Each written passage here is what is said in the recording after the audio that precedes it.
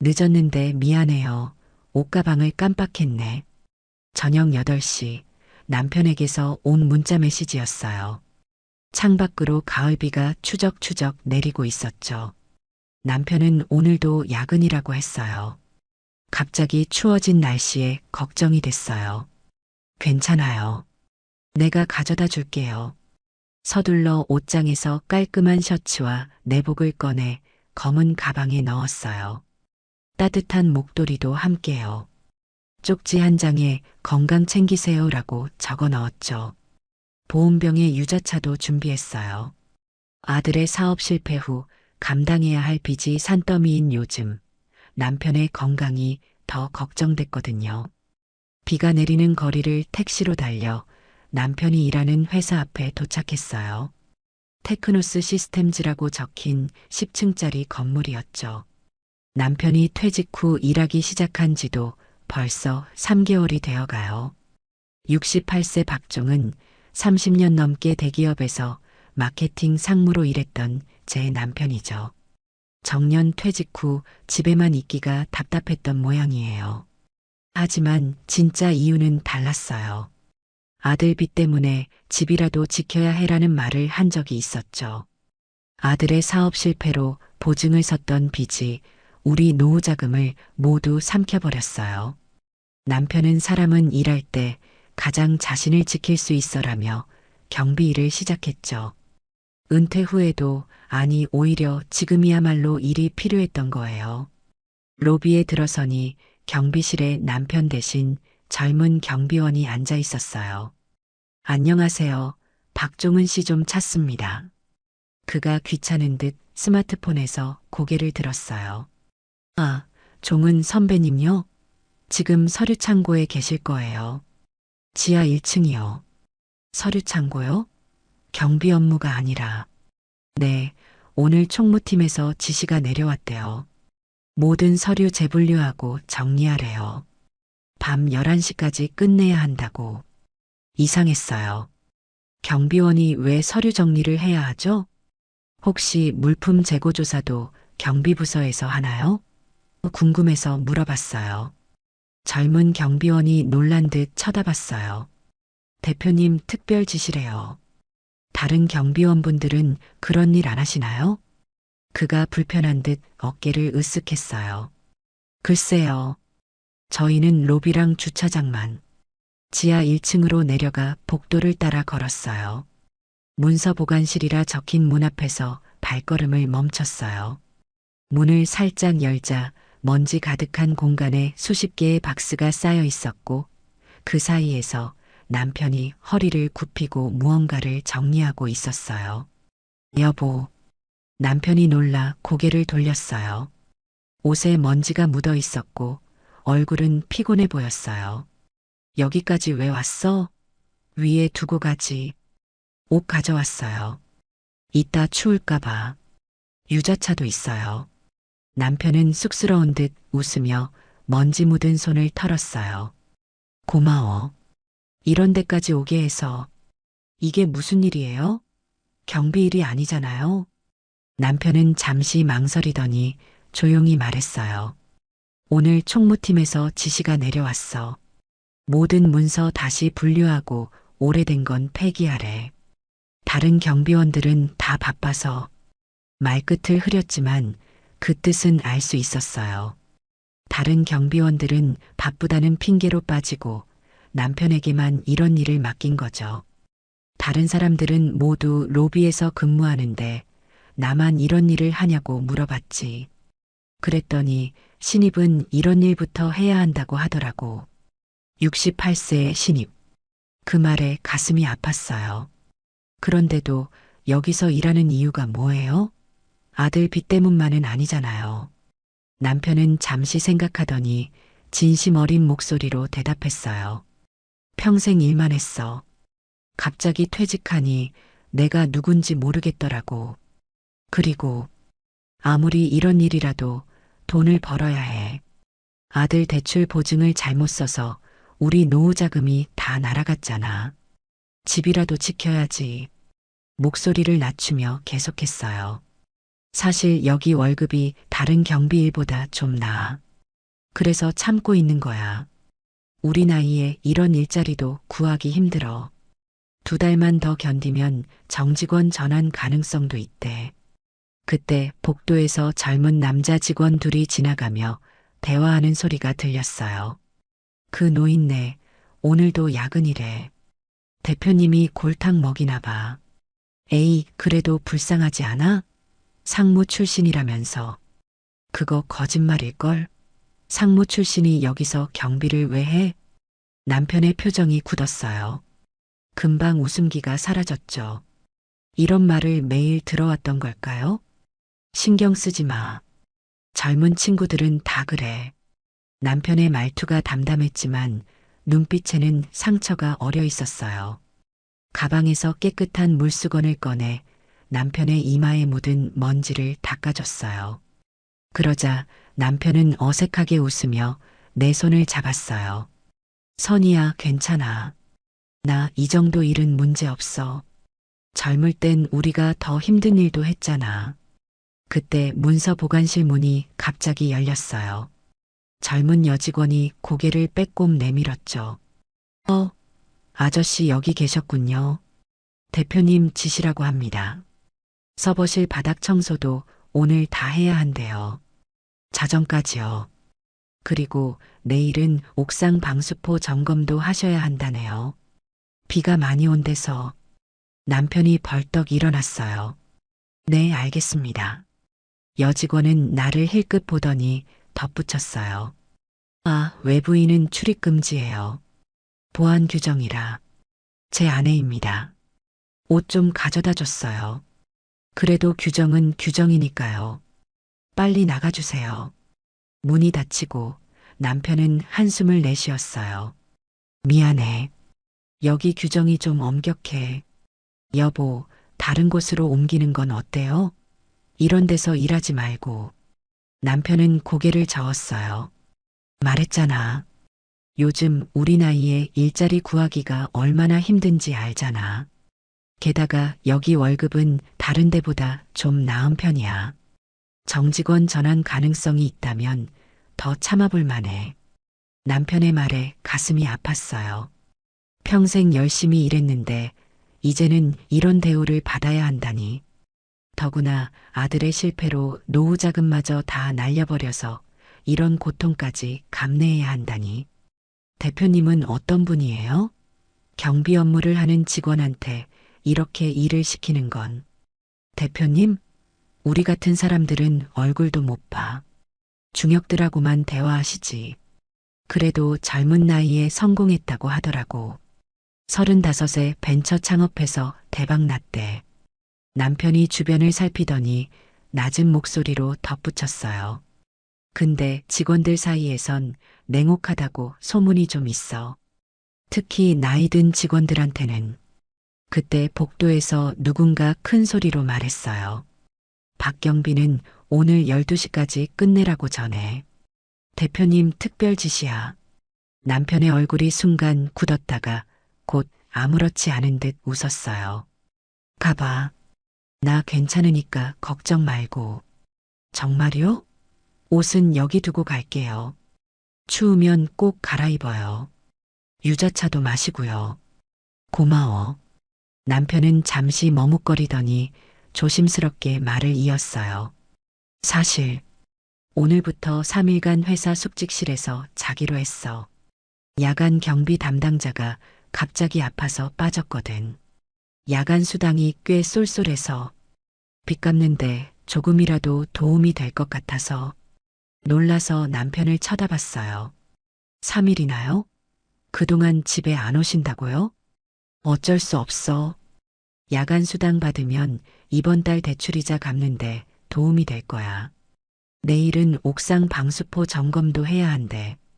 면바지도 가져와 줄래? 빨리 끝내고 좀 쉬어야지. 남편의 말에 가슴이 저려왔어요. 이 나이에 숙직까지 하다니. 하지만 이자가 몇백씩 나가는 지금 우리 형편에선 야간 수당도 무시할 수 없었죠. 돌아 나오는 길, 복도 벽면에 걸린 사진들이 눈에 들어왔어요. 테크노스 시스템즈 기업 문화.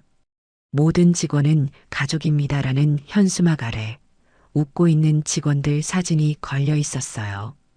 그리고 회사 사보에는 노인 존중 기업 문화 선도 기업 수상 사진과 함께 대표의 인터뷰가 실려 있었죠. 우리 회사는 나이가 아닌 역량으로 평가합니다. 연륜 있는 직원들의 경험을 존중합니다. 텅 빈 말처럼 느껴졌어요. 엘리베이터를 타고 올라가며 남편의 굽은 어깨가 자꾸 눈앞에 아른거렸어요. 로비로 나오는 길에 경비실을 들여다봤어요. 남편의 자리에는 작은 책상과 의자, 그리고 벽에 걸린 근무표가 보였어요. 가까이 가보니 남편의 이름 옆에 빽빽하게 일정이 적혀 있었죠. 서버실 청소, 화장실 점검, 주차 관리, 물품 재고 조사, 옥상 방수포 점검. 다른 경비원들에 비해 2배는 더 많아 보였어요. 책상 위에는 남편이 정성스레 만든 노트가 놓여 있었어요. 표지에는 경비 업무 매뉴얼이라고 꼼꼼히 적혀 있었죠. 불안정한 글씨체로 빽빽하게 업무 내용과 방법들이 적혀 있었어요. 퇴직 전 결제 서류만 보던 사람이 이렇게 열심히 세일을 배우고 있었어요. 옆 사물함에는 남편의 퇴직 전 사진이 붙어 있었어요. 마케팅 부서 상무로 회의를 주재하는 모습이었죠. 자랑스러운 표정으로 프레젠테이션을 하고 있었어요. 그리고 그 아래는 구두약과 구두소리 가지런히 놓여 있었어요. 매일 아침 구두를 닦고 출근하던 평생의 습관이었죠. 가슴이 저려왔어요. 책상 위에는 컴퓨터 화면에 놓인 경비 구인이라고 검색된 내용이 보였어요. 남편이 다른 일자리를 알아보고 있던 걸까요? 그 자존심 강한 사람이 아들의 빚 때문에 어쩔 수 없이 이런 일까지 하고 있다니. 그때 책상 위에 놓인 명함이 눈에 들어왔어요. 박도윤 대표이사, 테크노스 시스템즈라고 쓰여 있었죠. 명함 뒷면에는 볼펜으로 적힌 메모가 있었어요. 대표님은 강원 동창회 11월 예정. 강원. 그 단어가 갑자기 가슴을 울렸어요. 1990년대 중반에 제가 강원도 정선에서 교사로 일했던 기억이 떠올랐어요. 테크노스 시스템즈 대표 박도윤. 그리고 강원. 이 둘 사이에 무슨 연관이 있는 걸까요? 정성고 한 중학교에서 가르쳤던 학생 중에 박도윤이라는 아이가 있었는데요. 경비실 입구에서 발소리가 들리자 재빨리 자리를 떴어요. 택시를 타고 집으로 돌아오는 길 머릿속에서 여러 생각이 맴돌았어요. 남편이 겪고 있는 부당한 대우, 아들의 빚으로 인한 우리 노후의 불안, 그리고 왠지 계속 신경 쓰이는 박도윤이라는 이름. 집에 도착해서 옛 앨범을 찾아봐야겠다는 생각이 들었어요. 강원도 정선에서 가르쳤던 학생들 사진이 있을 거예요. 비가 더 세차게 내리기 시작했어요. 택시를 타고 집으로 돌아오는 내내 남편의 피곤한 얼굴과 문서 창고의 먼지 냄새가 떠나지 않았어요. 집에 돌아온 저는 오래된 앨범을 찾아 책장 깊숙한 곳을 뒤졌어요. 마침내 먼지 쌓인 상자 속에서 정성고 한중학교 1996 앨범을 발견했죠. 소파에 앉아 노란빛 스탠드 아래서 앨범을 펼쳤어요. 페이지를 넘기자 32살, 처음 정선에 발령받아 단정한 정장 차림으로 교무실에 앉아있는 젊은 제 모습이 눈에 들어왔어요. 그때가 벌써 29년도 더 전이네. 당시 남편은 서울에서 회사를 다니고 있었고 저는 강원도 정선군 고한읍 중학교로 정근을 갔었죠. 주말 부부로 지내던 시절이었어요. 사진들을 넘기다 3학년 3반 단체 사진에서 손가락이 멈췄어요. 마지막 줄 구석에 서 있는 마른 소년이 눈에 들어왔어요. 까맣게 그을린 얼굴에 다른 아이들보다 머리가 길고 카메라를 똑바로 쳐다보지 못하고 시선을 살짝 돌린 아이였죠. 그 아래 이름 박도윤. 심장이 빠르게 뛰기 시작했어요. 설마 그 아이가 남편 회사의 대표일까? 이름만 같은 거겠지? 사진 옆에 붙어 있던 메모장을 펼쳤어요. 학생들 특성을 기록해둔 제 필기였죠. 박도윤, 조선가정, 할머니와 단둘이 거주, 내성적이나 수학 능력 우수, 결석 잦아짐, 특별관리 필요, 그리고 빨간 펜으로 덧붙인 글씨가 있었어요. 나이트클럽 구출, 조폭 빚 130만 원. 그때의 기억이 물밀듯이 밀려왔어요. 1996년 가을, 강원도 정선군 고안읍. 석탄 산업이 사양길로 접어들며 침체된 탄광촌이었어요. 석탄 산업 합리화 정책으로 광부들은 일자리를 잃고 마을은 쇠락해 가고 있었죠. 경제적으로 어려운 가정의 아이들이 많았어요.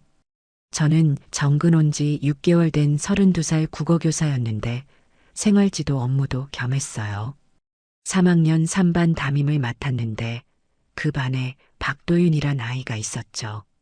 처음엔 눈에 띄지 않는 평범한 아이였어요. 다른 아이들처럼 교복을 입고 조용히 수업을 들었죠. 하지만 가정환경 조사서를 받고 나서야 알게 됐어요. 부모님 항목이 공란이었으니까요. 도윤아, 이건 어떻게 된 거니? 방과 후 교실에 남아있던 도윤이에게 물었어요. 아이는 고개를 숙인 채 대답했어요. 아버지는 누군지 모르고요. 어머니는 전학고 가출했대요. 그 말을 하는 아이의 목소리가 떨렸어요. 그럼 누구랑 살고 있니? 외할머니요. 근데 많이 편찮으세요. 그 말을 듣고 가정 방문을 결심했어요. 다음 날 수업을 마치고 도윤이네 집을 찾아갔죠. 탄광촌 끝자락 언덕배기에 있는 낡은 집이었어요.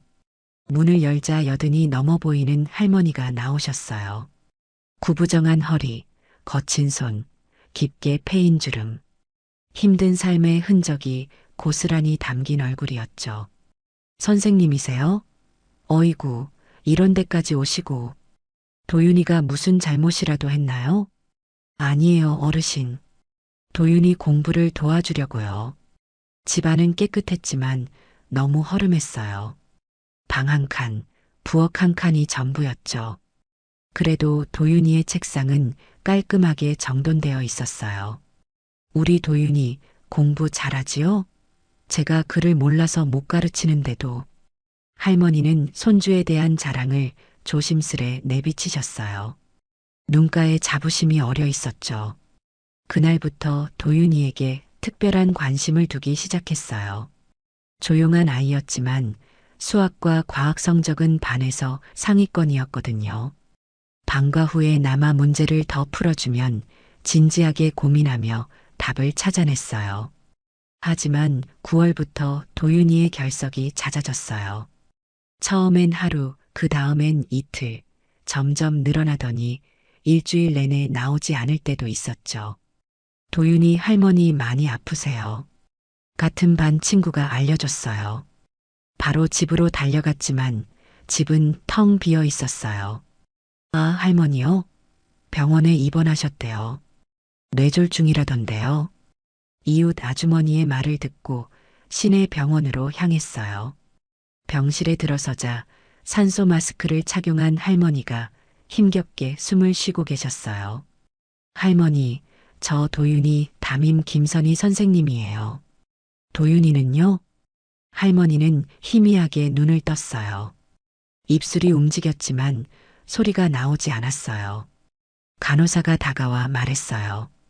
이분 뇌경색이세요. 응급수술이 필요한데 돈 문제로.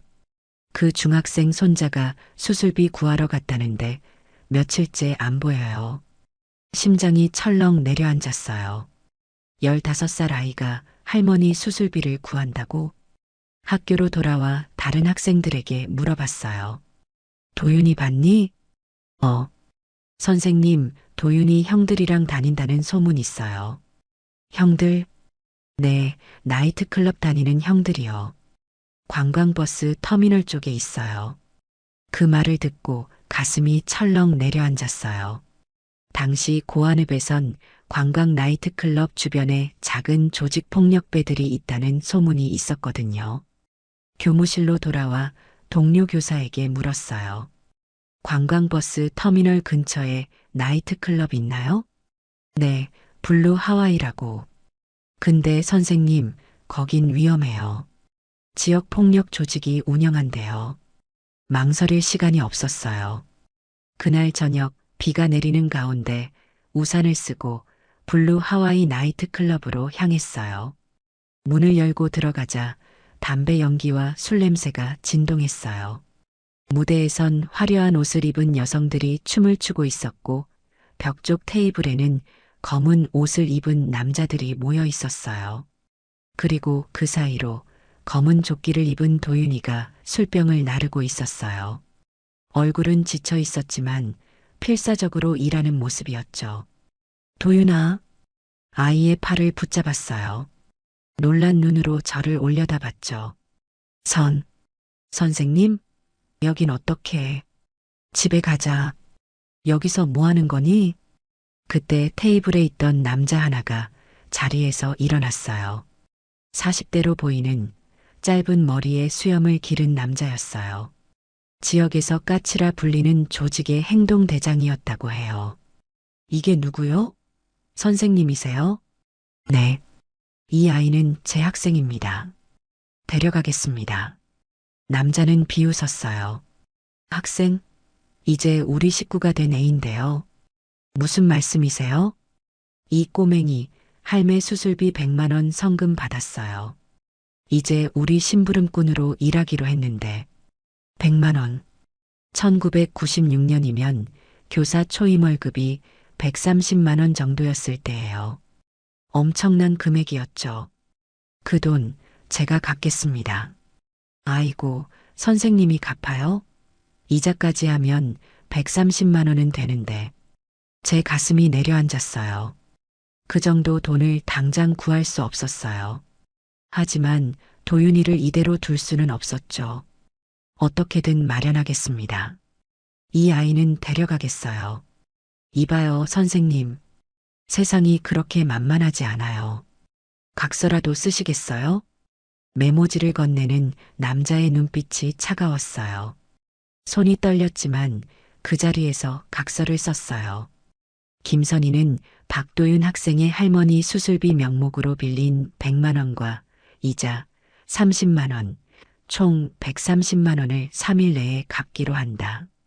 도윤이가 내 팔을 잡았어요. 눈에는 눈물이 가득했죠. 선생님, 제가 갚을게요. 여기서 일하면. 안 돼, 도윤아.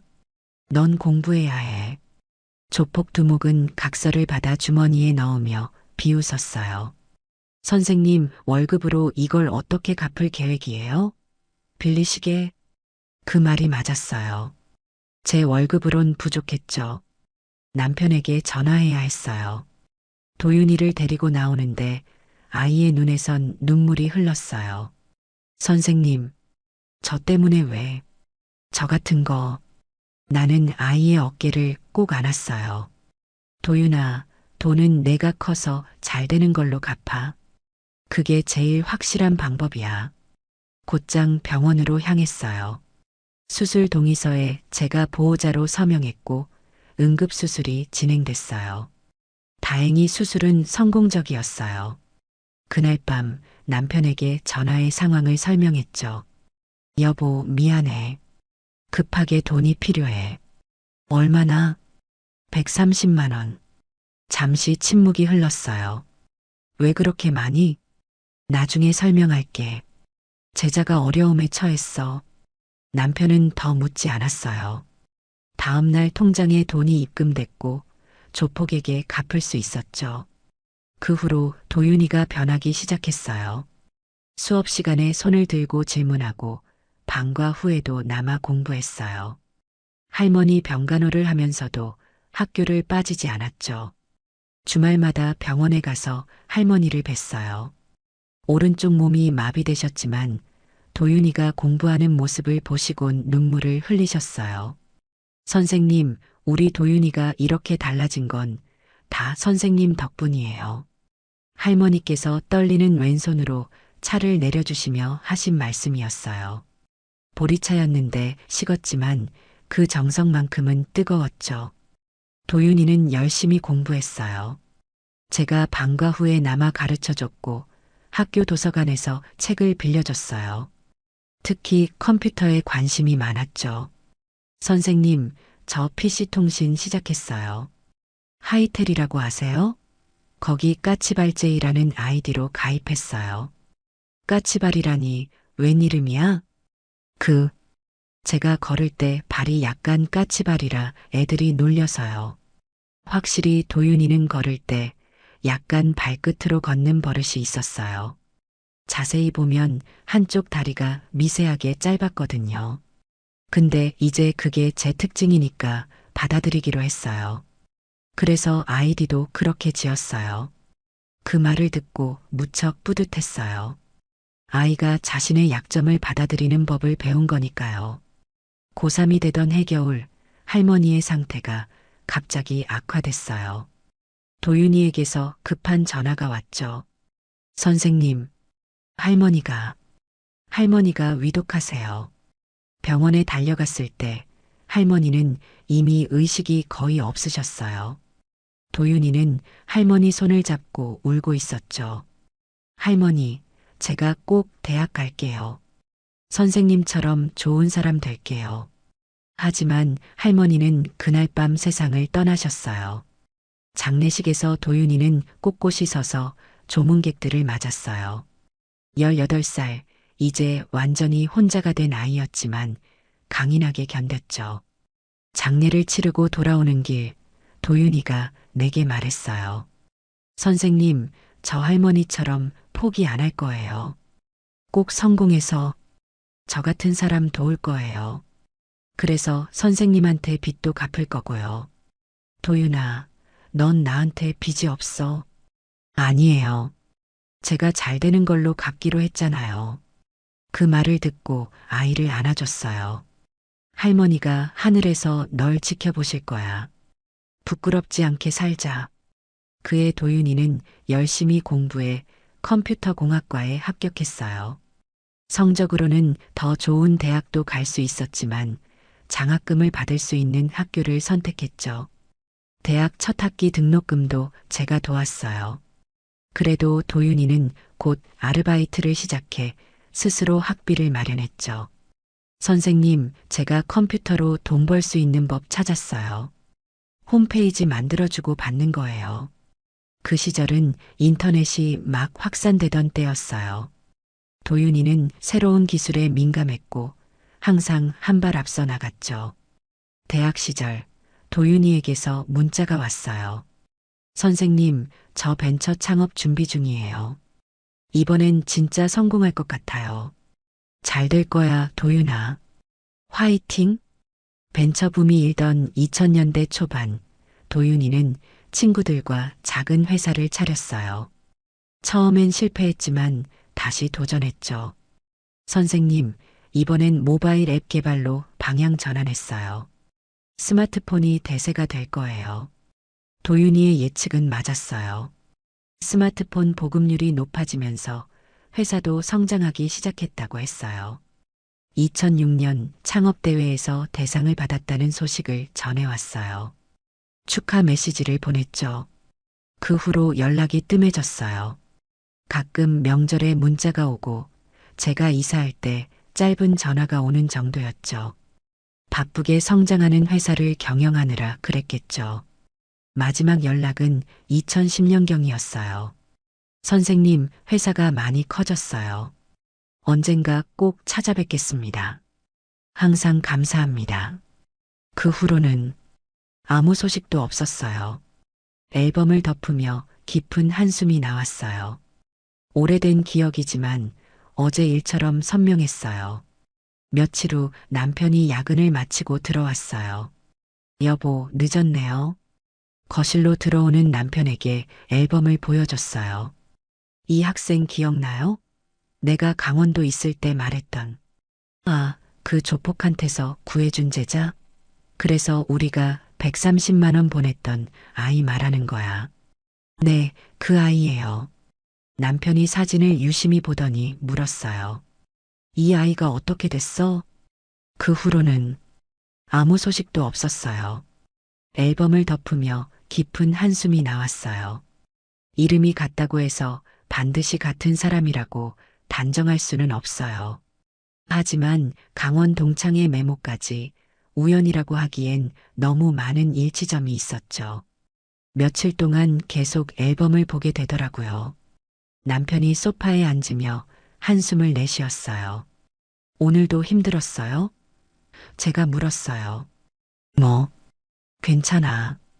그냥 오래 서 있다 보니 허리가 좀 아프네. 남편의 손을 보니 작은 상처가 여러 개 있었어요. 무거운 물건을 옮기다 다친 걸까요? 여보, 내일 간식 좀 싸갈게요. 당신이랑 같이 일하는 경비원분들 드시라고. 괜찮아. 그런 거 안 해도. 아니에요. 요즘 고생이 많아 보여서 제가 직접 김밥이랑 유부초밥 만들어 갈게요. 따뜻한 보리차도 준비하고. 남편이 미소를 지었어요. 고마워. 그럼 최 씨랑 김 씨도 좋아하겠네. 혹시 회사 대표님은 어떤 분이세요? 직원들한테 인자하신 편인가요? 남편의 표정이 살짝 굳었어요. 글쎄, 나는 직접 본 적 없어. 임원들하고만 대화한다더라. 근데 왜? 그냥 궁금해서요. 요즘 일이 많은 것 같아서 침실로 향하는 길에 앨범을 몰래 다시 펼쳐봤어요. 마른 소년의 얼굴을 물끄러미 바라보며 생각에 잠겼어요. 만약 내일 정말 그 아이를 만날 수 된다면 잠자리에 들며 머릿속엔 온통 내일에 대한 생각뿐이었어요. 돈은 내가 잘 되는 걸로 갚아. 잘 되는 건 단순히 부자가 되는 게 아니라 더 나은 사람이 되는 거였는데 부엌으로 나와 고무장갑을 끼고 쌀을 씻기 시작했어요. 밤이 늦었지만 내일 간식을 준비해야 했으니까요. 김밥 재료를 썰면서도 머릿속엔 도윤이의 얼굴이 떠올랐어요. 진짜 그 아이일까? 아침부터 빗소리가 요란했어요. 창문을 타고 빗물이 줄줄 흘러내리는 걸 보니 태풍이 온다던 뉴스가 맞나 봐요. 그릇에 정성껏 담은 김밥과 유부초밥을 도시락통에 넣고 보온병에 따뜻한 보리차를 채웠어요. 김밥은 각각 다른 재료로 만들었죠. 남편이 좋아하는 참치 김밥, 다른 경비원분들을 위한 불고기 김밥과 야채 김밥까지. 평소라면 더 늦게 회사로 갔을 텐데 오늘은 왠지 서둘러 나섰어요. 어젯밤 꿈에서 젊은 도윤이를 봤거든요.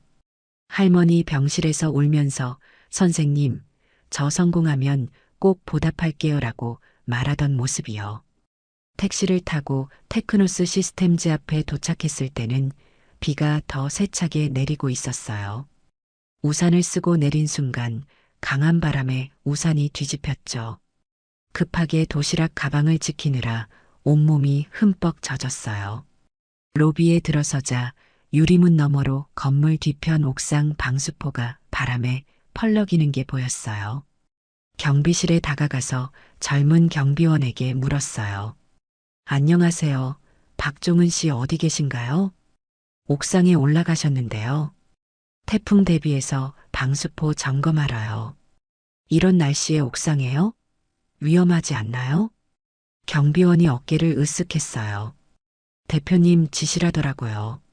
안전장비는 따로 없고 안전장비도 없이 올라가요? 이런 비바람에 걱정이 앞섰어요. 서둘러 도시락 가방을 경비실에 맡기고 엘리베이터로 향했어요. 옥상 가려면 어떻게 가야 하나요? 10층 올라가시면 옥상 출입문 있어요. 근데 외부인은 못 올라가시는데 그 말을 뒤로 하고 엘리베이터를 탔어요. 10층 버튼을 누르며 가슴이 뛰었어요. 비상등이 깜빡이는 엘리베이터 안에서 남편의 안전이 걱정됐어요. 10층에 도착해 복도를 지나 옥상 출입문을 찾았어요. 문을 열자 강한 바람과 함께 빗줄기가 얼굴을 때렸어요. 빗물 범벅이 된 계단을 조심스럽게 올라가며 남편을 불렀어요. 여보, 어디 있어요? 대답이 없었어요. 옥상 문을 열고 나가니 바람이 더 거세게 불었어요. 시야가 잘 확보되지 않았지만 저 멀리 방수포를 고정하는 남편의 모습이 희미하게 보였어요. 여보, 남편은 방수포를 고정하느라 제 목소리를 듣지 못했어요. 미끄러운 옥상 바닥을 조심히 건너 그에게 다가갔어요.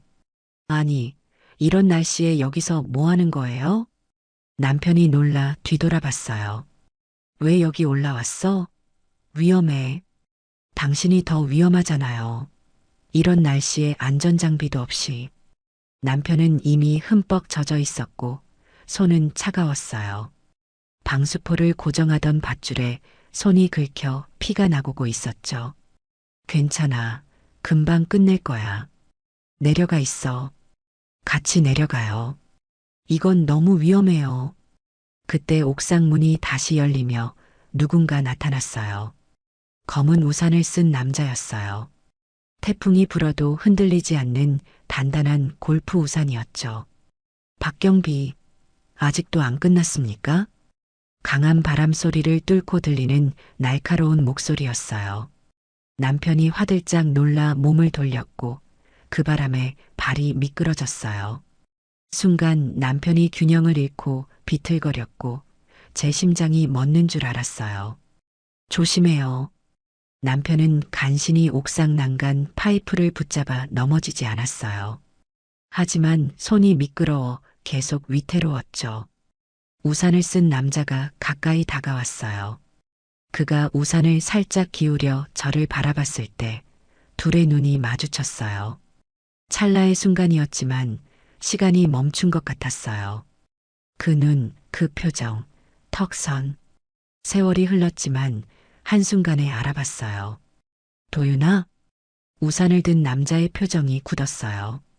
그의 눈이 놀라움으로 크게 떠졌죠. 선생님? 그 한마디에 과거와 현재가 한순간에 맞닿았어요. 그가 바로 제 제자였던 박도윤이었어요. 머리는 짧아지고 어깨는 넓어졌지만 눈빛만은 그대로였어요. 정말 너였구나. 이제는 대표가 된 도윤이는 잠시 말을 잃었어요. 얼굴이 창백해졌고 우산을 쥔 손이 살짝 떨렸어요.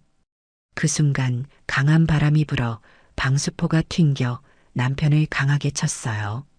남편이 비틀거리며 균형을 잃었어요. 여보, 남편이 뒤로 넘어지면서 머리를 바닥에 부딪혔어요. 급하게 다가가 남편을 일으켰어요. 이마에서 피가 조금 흐르고 있었어요. 괜찮아요? 어디 다쳤어요? 괜찮아. 그냥 살짝. 도윤이는 그 광경을 보고도 움직이지 않았어요. 그저 우산 아래에서 놀란 표정으로 바라보고만 있었죠. 잠시 혼란스러워하던 그가 마침내 입을 열었어요. 이분이 선생님 남편이신가요? 그래, 여기서 경비로 일하고 있어. 이런 위험한 일을 왜 시키는 거니? 도윤이의 표정이 다시 굳어졌어요. 잠시 동안의 놀라움이 가시고 다시 차가운 대표의 표정으로 돌아갔죠. 안전 점검은 필수적인 업무입니다. 날씨가 좋지 않아도 건물 안전을 위해. 안전? 그런 말 하려면 안전 장비부터 제대로 갖춰 놓아야 하지 않겠니? 이런 날씨에 젊은 사람들도 로비에 있던데 나이든 신입을 위험한 곳에 내보내고. 도윤이의 얼굴이 굳어졌어요. 그 표정에는 당혹감과 함께 어떤 방어적인 기색이 보였어요. 나이가 있으신 분은 이런 일에 적합하지 않을 수 있습니다. 하지만 업무는 업무대로 진행돼야.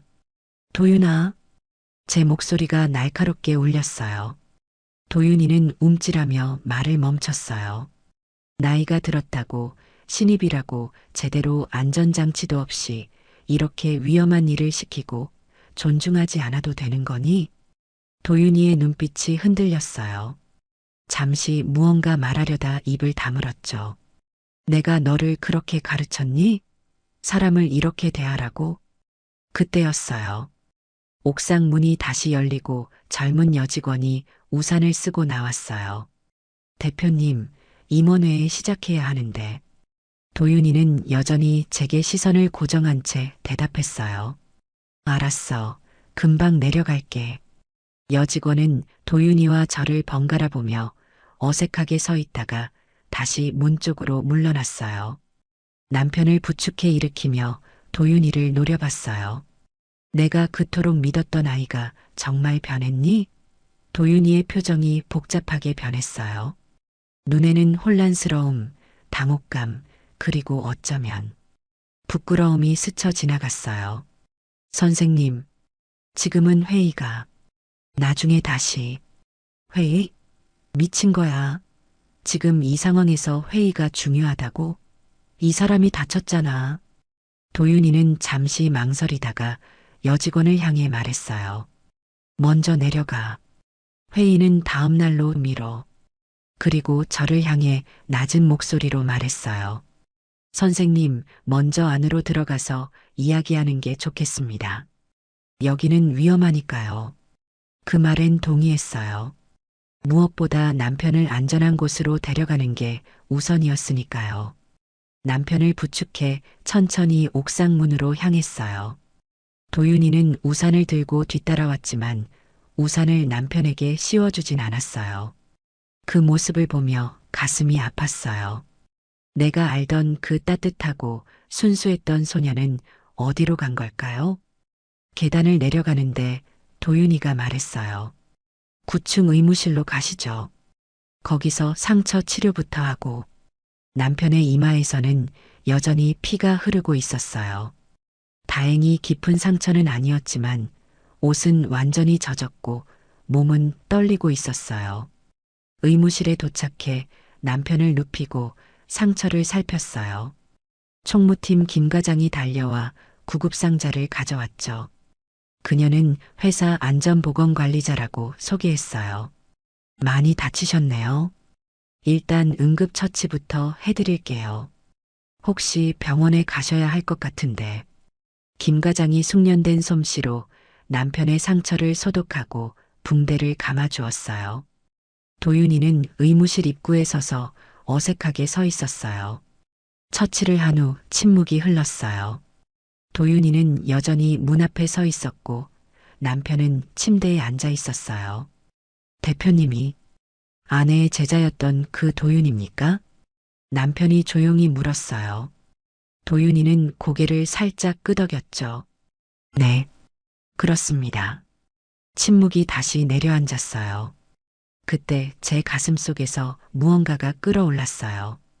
도윤아, 기억나니? 내가 내게 한 말. 돈은 내가 잘 되는 걸로 갚아라. 도윤이의 눈이 흔들렸어요. 선생님, 잘 되는 건 단순히 부자가 되거나 높은 자리에 오르는 게 아니라 더 나은 사람이 되는 거였어. 이렇게 다른 사람을 함부로 대하라는 뜻이 아니었어. 도윤이의 얼굴이 굳어졌다가 이내 복잡한 감정이 스쳐 지나갔어요. 그의 입술이 떨렸지만 아무 말도 하지 않았죠. 내일 다시 오겠다. 오늘은 남편이 먼저니까. 남편의 손을 잡고 일어났어요. 도윤이는 여전히 말없이 서 있었어요. 그리고 도윤아, 내일은 내가 나한테 할 말이 많겠지. 나도 너한테 할 말이 많고. 도윤이는 고개를 숙인 채 작게 대답했어요. 네, 선생님. 그 목소리에는 혼란과 복잡한 감정이 섞여 있었어요.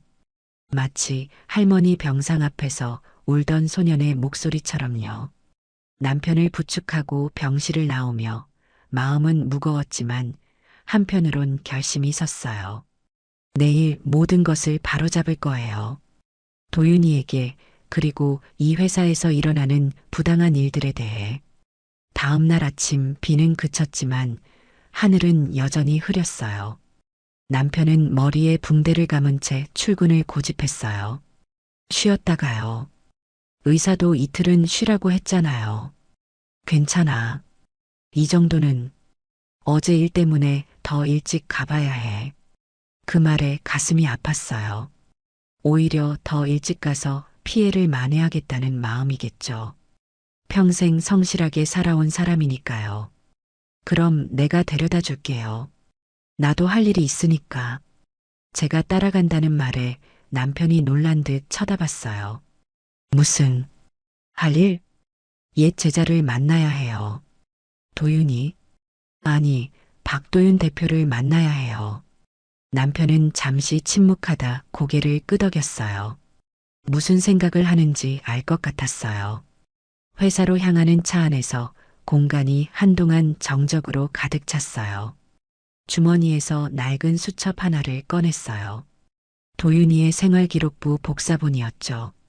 여보, 내가 이런 말 한 적 있었나요? 돈은 내가 잘 되는 걸로 갚아라. 남편이 운전대를 꽉 잡으며 대답했어요. 그 말 자주 했어요. 우리 아이들한테도. 맞아요. 그게 내 교육 철학이었어요. 돈이나 명예가 아니라 더 나은 사람이 되는 것.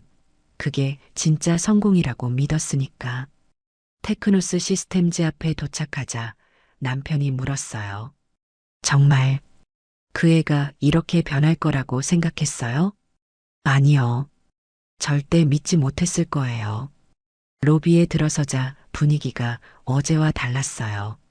직원들이 분주하게 움직이며 우리를 힐끔거렸죠. 소문이 퍼진 모양이었어요. 경비실에서 젊은 경비원이 남편을 보고 놀란 듯 일어났어요. 선배님, 괜찮으세요? 어제 일은 괜찮네. 고맙네. 위에서 연락 왔어요. 오늘은 내근만 하시랍니다. 밖에 나가지 말고. 남편의 얼굴에 미소가 번졌어요. 내근이라니 이제야 제대로 된 대우를 해주는 건가요? 그리고 대표님께서 선생님을 바로 올라오라고 하셨습니다. 제 가슴이 빠르게 뛰기 시작했어요. 이제 도윤이를 마주해야 할 시간이군요. 여보, 나 다녀올게요. 남편이 걱정스럽게 바라봤어요. 괜찮아요? 네, 걱정 마세요. 선생님과 제자의 대화니까요. 엘리베이터를 타고 10층으로 올라가는 동안 마음을 가다듬었어요. 문이 열리자 넓은 로비가 나왔고 정장 차림의 여직원이 기다리고 있었어요. 김선희 선생님이시죠? 대표님께서 기다리고 계십니다. 유리문으로 된 대표 집무실로 안내받았어요. 안에는 도윤이가 창가에 서서 밖을 바라보고 있었어요. 대표님, 선생님 모셔왔습니다. 도윤이가 천천히 돌아섰어요. 어제와 달리 공식적인 자리라 그런지 더 긴장한 표정이었어요. 들어오세요, 선생님. 여비서가 나가고 문이 닫히자 사무실에는 우리 둘만 남았어요. 도윤이는 책상 앞에 서서 손을 모았다 폈다 하며 어색하게 서 있었어요. 앉으시겠습니까? 아니, 서서 이야기하자. 그가 헛기침을 했어요. 선생님, 어제는 정말 놀랐습니다. 이런 식으로 다시 만나게 될 줄은. 나도 놀랐어, 도윤아. 내가 그토록 아끼던 제자가 이렇게 냉혹한 사람이 되어 있을 줄은 몰랐으니까. 도윤이의 눈이 흔들렸어요. 냉혹하다니요. 저는 그저 회사를 경영하는. 경영? 사람들을 이렇게 대하는 게 경영이니? 사람들을 차별하고 위험한 일을 시키고. 도윤이가 답했어요. 이건 비즈니스입니다, 선생님. 감정으로 할 수 없는 일이에요. 효율성과 성과가 중요한. 효율성? 그래서 신입을 저렇게 대했니? 태풍 속에 옥상에 내보내고. 도윤이가 잠시 침묵했다가 대답했어요. 선생님 남편이신 줄 몰랐습니다. 알았다면 당연히 다르게. 그게 중요한 게 아니야. 내 남편이 아니어도 다른 사람이어도 그렇게 대해도 되는 건 아니잖아. 도윤이의 표정이 굳었어요. 잠시 창가로 걸어가 밖을 바라봤죠. 세상이 선생님 생각처럼 그렇게 단순하지 않아요. 나이 든 직원들은 적응력이 떨어지고 속도가 느리고. 그래서 그런 이유로 사람을 함부로 대해도 된다고 생각하니? 도윤이가 갑자기 소리를 높였어요. 저도 처음부터 이러지 않았어요. 하지만 세상은 제가 약할 때 저를 짓밟았고 강해지니 이제 와서 도덕을 말하더군요. 그 말에 가슴이 아팠어요. 그래, 내가 어떤 어려움을 겪었는지 나도 알아. 하지만 그게 다른 사람에게 상처를 줄 이유가 될 수 없어. 도윤이의 표정이 복잡해졌어요. 책상으로 돌아와 서랍을 열더니 낡은 사진 한 장을 꺼냈어요. 기억하세요? 이거 할머니와 함께 찍은 중학교 졸업사진이었어요. 제가 찍어준 사진이었죠. 기억하고 말고. 그때 내 할머니가 얼마나 기뻐하셨는지. 할머니 돌아가시고 나서 제가 얼마나 힘들었는지 아세요? 도윤이의 목소리가 떨렸어요. 대학에서도 회사에서도 조선가정 출신이라고 사람들이 수군거렸어요. 이력서에 부모님 항목이 비어 있을 때마다 면접관들의 시선이 도윤아, 지방대학 컴퓨터학과 나왔다고 하면 다들 비웃었어요. 스카이 출신이 아니면 안 된다며 거절당했죠. PC통신 시절부터 밤새 코딩하고 첫 회사 창업했을 때 직원들 월급도 못 줘서 제 집 보증금 뺀 적도 있고 그의 이야기를 들으며 마음이 아팠어요. 세상이 그에게 쉽지 않았다는 걸 알 수 있었어요. 하지만 그 모든 어려움을 이겨내고 지금 이렇게 성공했잖아, 도윤아. 내가 얼마나 대단한 사람인지 나는 알아. 그렇게 말씀하시지만 저 같은 사람이 이 자리에 있으려면 더 냉정해져야 했어요. 약점을 보이면 안 되고 감정에 휘둘리면 안 되고 제가 다가가 그의 손을 잡았어요. 그래서 내가 겪었던 그 아픔을 다른 사람에게도 주는 거니? 그게 옳다고 생각하니? 도윤이의 눈이 흔들렸어요. 저도 처음부턴 그러지 않았어요. 하지만 점점 변했구나. 그 순수했던 소년이 이렇게 주머니에서 생활기록부 복사본을 꺼냈어요. 도윤이의 눈이 커졌어요. 이거 아직도 갖고 계셨어요? 물론이지. 한 번도 잊은 적 없어. 특히 내가 병원에서 약속했던 그 말. 도윤이의 눈에 눈물이 맺혔어요. 저 성공하면 저 같은 사람 도울 거예요. 그 말을 들으며 도윤이의 눈물이 볼을 타고 흘러내렸어요. 선생님, 저 잘못했습니다. 뭐가 잘못됐는지 알겠니? 처음 성공했을 때는 정말로 다른 사람들 돕고 싶었어요. 창업 초기엔 직원들을 가족처럼 대했고 조선가정 출신 인턴도 특별 채용했고 그런데 점점 성과와 효율에 집착하게 됐어요. 숫자만 보게 되고 사람을 보지 못하게. 도윤이가 갑자기 자리에서 일어섰어요. 그러더니 창문 쪽으로 걸어가 밖을 바라봤죠. 제가 뭘 하고 있었던 거죠? 목소리가 떨렸어요. 그의 등이 조금씩 흔들리는 것이 보였어요. 아직 늦지 않았어, 도윤아. 내가 그토록 바라던 성공을 이뤘으니 이제는 진짜 잘 되는 것이 무엇인지 보여줄 때야. 도윤이가 천천히 돌아섰어요. 눈가에 눈물이 가득했죠. 선생님, 정말 죄송합니다. 저 어떻게 해야 할지. 그때 사무실 문이 갑자기 열렸어요. 젊은 여직원과 함께 남편이 서 있었어요. 죄송합니다, 대표님. 이분이 꼭 올라와야 한다고. 도윤이는 급하게 눈물을 닦으며 남편을 바라봤어요. 남편은 처음으로 대표와 제대로 마주보게 된 거죠. 박 선생님, 도윤이의 목소리가 떨렸어요. 그리고 놀랍게도 그가 천천히 자리에서 나와 남편 앞으로 걸어갔어요. 그리고 갑자기 깊이 고개를 숙였어요. 정말 죄송합니다. 어제 일은 제가 정말 잘못했습니다. 남편은 당황한 표정으로 저를 바라봤어요. 도윤이는 계속해서 말했어요. 위험한 업무를 시키고 적절한 안전장비도 제공하지 않고 존중하지 않고, 그리고 더 놀랍게도 도윤이가 무릎을 꿇었어요. 사무실 한가운데서 직원들이 보는 앞에서요. 용서해 주십시오. 남편이 당황해 도윤이의 어깨를 붙잡았어요. 아니, 이러지 마세요. 일어나세요, 대표님. 아닙니다. 제가 정말 잘못했습니다. 도윤이의 어깨가 흔들렸어요. 오열하는 것 같았어요. 직원들이 사무실 문 앞에 모여들기 시작했고 모두 놀란 표정으로 상황을 지켜봤어요. 남편이 도윤이를 일으키려 했지만 그는 계속 무릎을 꿇은 채 고개를 들지 않았어요. 저를 살려주신 분의 남편이십니다. 제가 얼마나 큰 잘못을 저질렀는지. 도윤이가 남편의 손을 잡고 울었어요. 마치 어린 시절 할머니 병상 앞에서 울던 그 모습 그대로였어요. 정말 죄송합니다.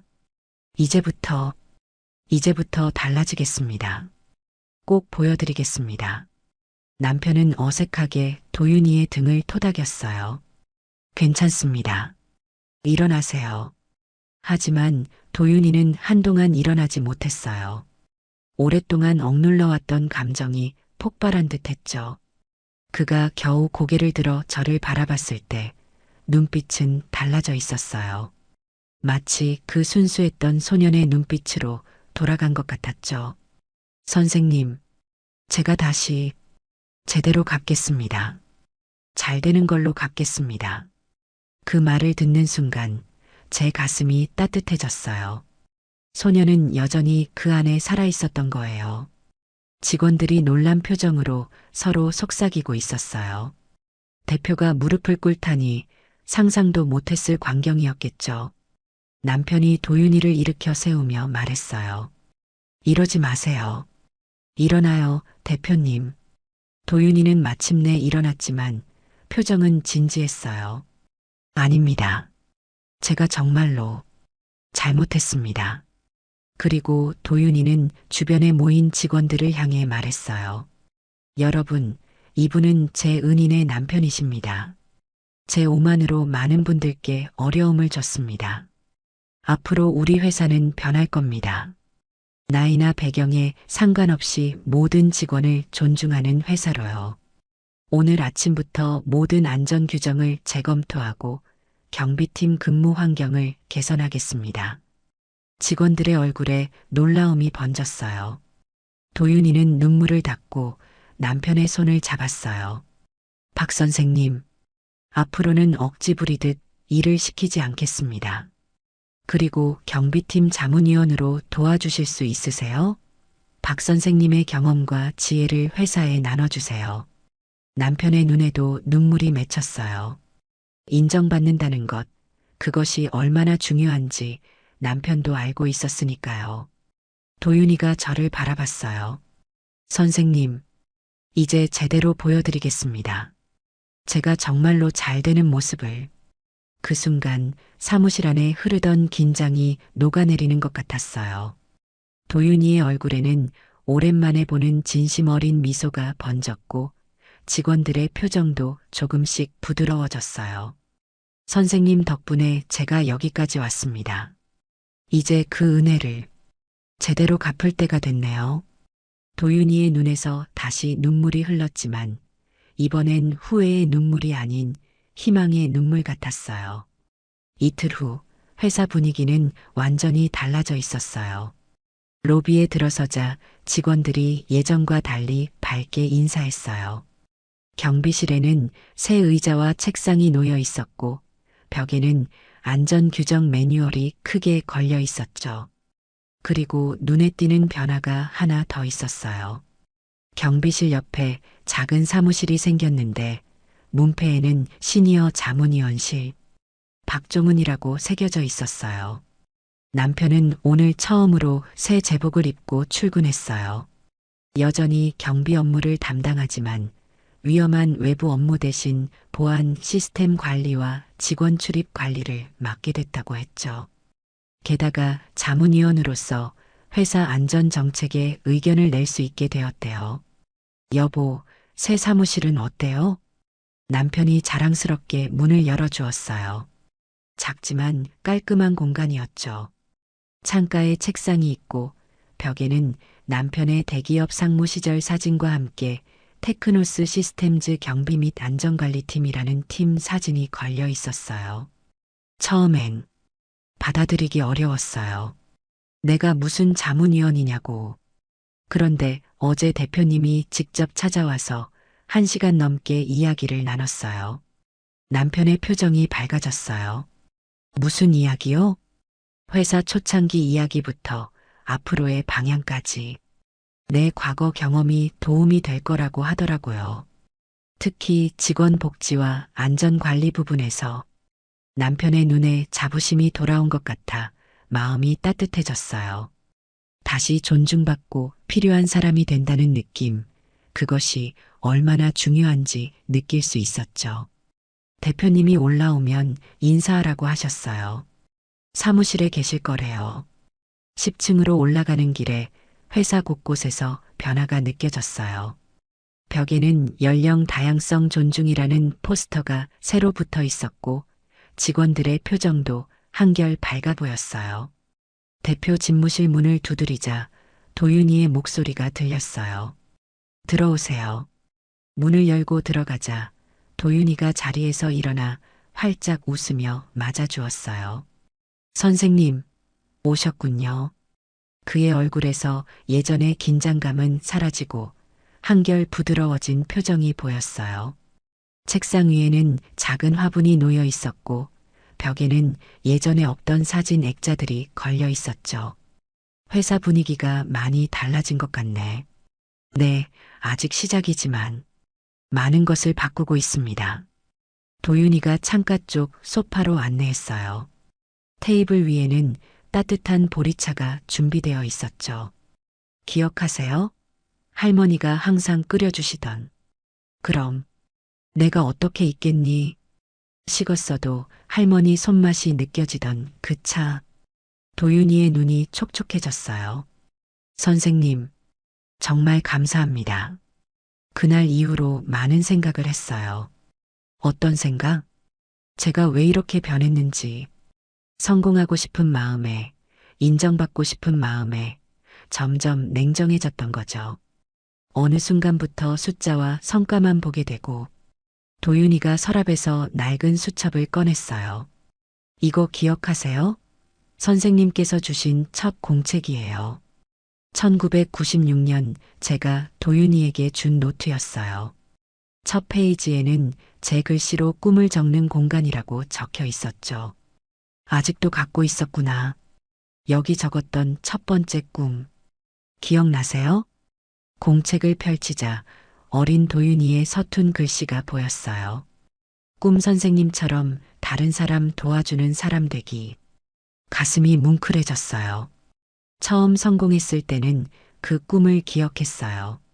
회사 초기엔 직원들을 가족처럼 대했고 저 같은 배경의 청년들을 특별 채용도 했죠. 그런데 성공이 커질수록 초심을 잃게 됐던 거지. 네. 어느 순간 경쟁과 효율, 성과에만 집착하게 됐어요.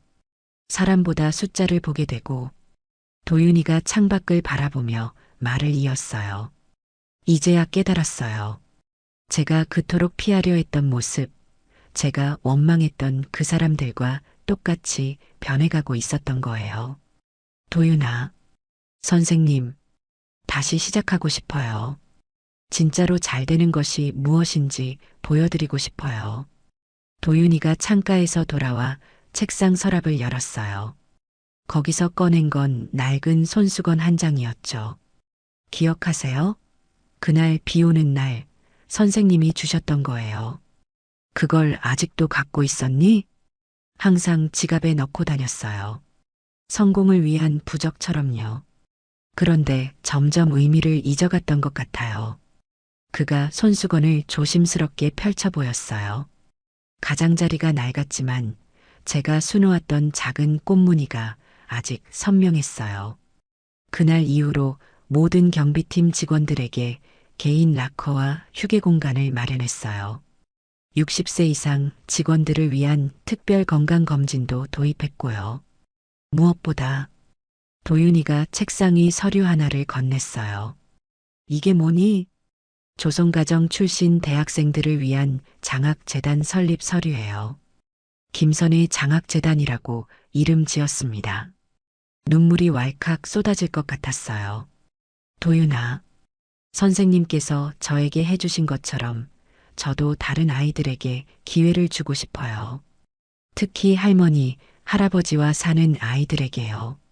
도윤이의 눈에서도 눈물이 맺혔어요. 선생님께 진 빚을 드디어 제대로 갚을 수 있게 됐네요. 그때 문을 두드리는 소리가 들렸어요. 남편이었죠. 들어와도 될까요? 도윤이가 재빨리 눈물을 닦고 자리에서 일어났어요. 박 선생님, 어서 오세요. 남편이 서류 봉투를 들고 들어왔어요. 어제 말씀하신 안전관리 규정 검토해 봤습니다. 몇 가지 개선안을 정리했어요. 도윤이가 반갑게 서류를 받아들었어요. 역시 30년 경력이 다르네요. 이런 전문성을 못 알아봤다니. 남편은 쑥스러운 듯 웃었어요. 아, 그리고 이것도 가져왔어요. 남편이 작은 도시락 통을 내밀었어요. 아내가 특별히 대표님 드시라고 준비했어요. 유부초밥인데 엄청 맛있어요. 도윤이가 감동한 표정으로 도시락을 받았어요. 이렇게까지 정말 감사합니다. 아니에요. 요즘 대표님 덕분에 회사 분위기가 많이 좋아졌거든요. 다들 그래요. 한결 활기차졌다고. 도윤이의 얼굴에 진심 어린 미소가 번졌어요. 남편은 잠시 우리 둘을 바라보더니 말했어요. 제가 먼저 내려가 있을게요. 천천히 이야기 나누세요. 남편이 나간 후 도윤이가 창가로 다시 걸어갔어요. 아직도 믿기지 않아요. 선생님을 이렇게 다시 만나게 될 줄은. 나도 마찬가지야. 그 어린 소년이 이렇게 큰 회사의 대표가 될 줄이야. 도윤이가 깊은 한숨을 내쉬었어요. 많이 부끄러웠어요. 제가 그동안 어떻게 살아왔는지, 성공했다고 자만하면서 정작 제일 중요한 걸 잃어버렸으니까요. 그래도 지금이라도 깨달았으니 다행이지. 인생은 언제든 새로 시작할 수 있어. 도윤이가 고개를 끄덕였어요. 맞아요. 이제 진짜 시작인 것 같아요. 창밖으로 비가 그친 하늘이 보였어요. 먹구름 사이로 햇살이 비치기 시작했죠. 도윤이의 책상 위에 놓인 사진이 눈에 들어왔어요. 회사 창립 멤버들과 함께 찍은 사진 옆에 할머니와 함께 찍은 옛 사진이 놓여 있었죠. 매일 아침 이 사진을 보며 다짐해요. 절대 초심을 잊지 말자고. 할머니가 보시면 얼마나 자랑스러워 하실까. 그날 선생님이 오지 않으셨다면 저는 정말 말을 잇지 못하는 도윤이의 어깨를 가볍게 토닥였어요. 그런데 선생님은 어떻게 저를 찾으셨어요? 그 나이트클럽까지. 선생님의 직감이지. 학생들이 선생님 모르게 무슨 일 하는 줄 알아? 둘 다 웃음이 나왔어요. 세월이 흘렀지만 그 순간만큼은 마치 교무실에서 대화하던 그때로 돌아간 것 같았죠. 선생님, 응? 앞으로 더 자주 뵐 수 있을까요? 많은 조언이 필요할 것 같아서요. 물론이지. 이제 선생님 남편도 여기서 일하니까 더 자주 볼 수 있겠네. 도윤이가 환하게 웃었어요. 그 웃음 속에서 예전의 순수한 소년의 모습이 보였어요. 다음 주에 장학재단 발대식이 있어요. 꼭 와주세요. 첫 장학생들도 만나게 될 거예요. 물론이지. 꼭 갈게. 자리에서 일어나 문 쪽으로 향하는데 도윤이가 불렀어요. 감사합니다. 모든 것에 고마워할 필요 없어. 내가 잘 되는 걸로 갚으면 돼. 도윤이의 눈에 다시 눈물이 맺혔어요. 네, 선생님. 이번엔 제대로, 진짜로 잘 되는 걸로 갚겠습니다. 한 달 후, 가을이 깊어가는 어느 오후, 김선의 장학재단 첫 장학생 선발식이 회사 대강당에서 열렸어요. 조선가정 출신 대학생 10명에게 장학금을 전달하는 자리였죠. 무대 위에서 도윤이가 연설을 마치고 저를 단상으로 초대했어요. 이 모든 것의 시작이 되어주신 김선희 선생님을 모시겠습니다. 넓은 대강당에 박수 소리가 울려 퍼졌어요. 남편이 객석에서 가장 크게 박수를 치고 있었죠. 단상에 올라 마이크 앞에 서자 많은 생각이 스쳐 지나갔어요. 29년 전 정선 고한읍의 작은 교실에서 시작된 인연이 이렇게 이어질 줄은. 저는 그저 교사로서 당연한 일을 했을 뿐입니다. 어려운 환경의 학생들에게 관심을 갖고 그들이 자신의 가능성을 발견할 수 있도록 돕는 것. 말을 이어가는데 객석에 앉은 장학생들의 눈빛이 도윤이의 어린 시절 눈빛과 겹쳐 보였어요. 그 순수함과 간절함, 그리고 무한한 가능성. 여러분도 언젠가 누군가에게 도움의 손길을 내밀 기회가 올 것입니다. 그때 기억하세요. 돈은 여러분이 잘 되는 걸로 갚는 겁니다. 장학생들이 진지하게 고개를 끄덕였어요. 그 모습에서 희망을 보았죠. 행사가 끝나고 로비에서 간단한 다과회가 열렸어요. 도윤이가 장학생들과 대화를 나누는 모습이 인상적이었어요. 과거 자신과 같은 처지의 학생들에게 따뜻한 조언을 건네는 그의 표정은 진심으로 빛나고 있었죠. 선생님, 잠시 나눌 말씀이 있어요. 도윤이가 저를 테라스로 안내했어요. 늦가을 석양이 건물 사이로 붉게 물들고 있었죠. 이제 장학재단도 출범했고 회사 분위기도 많이 바뀌었어요. 박 선생님도 새 역할에 적응하고 계시고 도윤이가 주머니에서 작은 봉투를 꺼냈어요. 무엇이니? 기억하세요? 할머니 수술비로 빌렸던 돈. 도윤아, 그건 이미 다 갚은 거야. 아니요, 선생님. 진짜로 갚아야 할 때가 왔어요. 봉투를 열어보니 작은 열쇠가 들어 있었어요. 이게 뭐니? 정선 고한읍에 있는 작은 도서관 열쇠입니다. 김선희 청소년 도서관이라고요. 놀라서 말을 잇지 못했어요. 지난주에 공사가 끝났어요. 그곳 아이들을 위한 배움의 공간을 만들었습니다. 특히 조선가정 아이들을 위한 특별 프로그램도 있어요. 눈물이 차올랐어요. 그곳은 제가 태어나고 자란 곳이에요. 이제는 탄광이 모두 문을 닫고 관광지로 변했지만 그래도 여전히 꿈꾸는 아이들은 있더라고요. 도윤이의 목소리가 떨렸어요. 선생님이 저에게 희망을 주셨던 것처럼 저도 그곳 아이들에게 희망을 주고 싶었어요. 말없이 도윤이를 꼭 안아주었어요. 이제는 제자가 아닌 한 명의 훌륭한 어른으로 성장한 그를 안으며 가슴이 뭉클했어요. 잠시 후 남편이 테라스로 나왔어요. 여기 있었군요. 슬슬 가볼까요? 그래요, 갈 시간이네. 도윤이가 저와 남편의 손을 잡았어요. 두 분 덕분에 제가 다시 정신 차리고 태어난 것 같아요.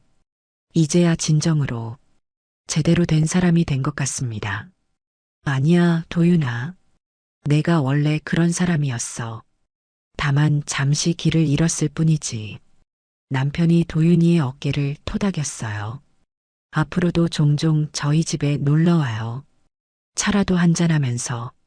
네, 꼭 그러겠습니다, 박 선생님. 회사를 나서는 길, 석양이 건물 너머로 완전히 저물어가고 있었어요. 가로등이 하나둘 켜지기 시작했죠. 참 신기한 인연이네요. 옛 제자가 내 회사 대표라니. 세상은 생각보다 좁은가 봐요. 그런데 그 아이가 정말 변했어요. 진심으로. 사람은 언제든 변할 수 있어요. 특히 본래 착한 마음을 가진 사람이라면. 주차장으로 향하는 길에 도윤이가 뒤에서 달려와 불렀어요. 선생님, 우리가 멈춰서자. 그가 숨을 고르며 말했어요. 그냥 한 가지 더 말씀드리고 싶어서요. 뭐니? 도윤이가 잠시 말을 고르더니 진지한 표정으로 말했어요. 선생님, 제가 평생을 살면서 깨달은 건 성공이 뭔지, 부자가 뭔지는 결국 그가 깊은 숨을 내쉬었어요. 결국은 잘 사는 게 뭔지 그게 중요하더라고요. 그리고 이제야 알았어요. 선생님이 말씀하신 잘 되는 것이 무엇인지. 바람이 불어 가로수 낙엽이 우리 주변을 맴돌았어요. 은혜는 갚으라고 있는 거야. 묻으라고 준 게 아니고. 제 말에 도윤이의 눈에 눈물이 맺혔어요. 그는 말없이 고개를 깊이 숙였죠. 남편이 제 손을 꼭 잡았어요. 그의 눈빛에서도 깊은 이해와 감동이 느껴졌죠. 도윤이를 향해 따뜻하게 미소 지었어요. 내일 봅시다, 대표님. 네, 내일 뵙겠습니다, 박 선생님. 우리는 천천히 돌아섰고 도윤이는 그 자리에 서서 우리가 멀어지는 것을 바라보고 있었어요. 차에 오르면서 창밖으로 본 마지막 모습은 가로등 불빛 아래 꼿꼿이 서 있는 도윤이의 뒷모습이었어요. 더 이상 권위적인 대표도 어린 소년도 아닌 진정으로 잘된 한 사람의 모습이었죠. 집으로 돌아가는 차 안에서 남편이 조용히 물었어요. 정말 그 아이를 조폭에게서 구해준 거였어요? 네. 그리고 그 아이는 오늘 내게 도서관으로 갚았네요. 당신은 참 대단한 사람이에요. 아니에요. 그저 교사로서 해야 할 일을 했을 뿐이죠. 창밖으로 도시의 불빛이 흘러갔어요. 그 불빛 속에서 미래의 도서관을 찾을 아이들의 얼굴을 상상해 보았어요. 어쩌면 그 중에 또 다른 도윤이가 있을지도 모르겠다는 생각에 마음이 따뜻해졌죠. 여보, 주말에 정선에 한번 가볼까요? 내가 가르쳤던 학교도 보고 도윤이가 지은 도서관도 보러. 좋아요. 오랜만에 여행도 할 겸. 남편의 미소 속에서 평안함이 느껴졌어요. 퇴직 후 흔들렸던 그의 자존감이 드디어 회복된 것 같았죠. 나이 들어도 여전히 가치 있는 사람이라는 확신이 그의 눈빛에 돌아온 것 같았어요. 그리고 나 역시 오래도록 잊고 있었던 교사로서의 자부심을 다시 찾은 기분이었습니다. 한 사람의 인생을 바꾸는 작은 행동이 이렇게 큰 파도가 되어 돌아올 줄은. 어느새 집 앞에 도착했어요. 현관문을 열기 전 하늘을 올려다봤어요. 별이 반짝이는 가을밤이었습니다. 어딘가에서 도윤이의 할머니도 지금 이 모습을 하늘나라에서 보고 계시겠죠? 사랑으로 아이들의 길잡이가 돼주시는 세상 모든 선생님들의 은혜에 감사드립니다. 오늘 이야기가 마음에 드셨다면 좋아요와 구독, 알람 설정 잊지 마세요. 또 이야기를 보시고 마음에 남은 장면이 있으셨다면 댓글로 나눠주세요. 선생님의 한마디가 또 다른 분께 깊은 울림이 될 수 있습니다. 늘 감사합니다. 건강이 최고입니다. 하루 한번 운동 잊지 마셔요.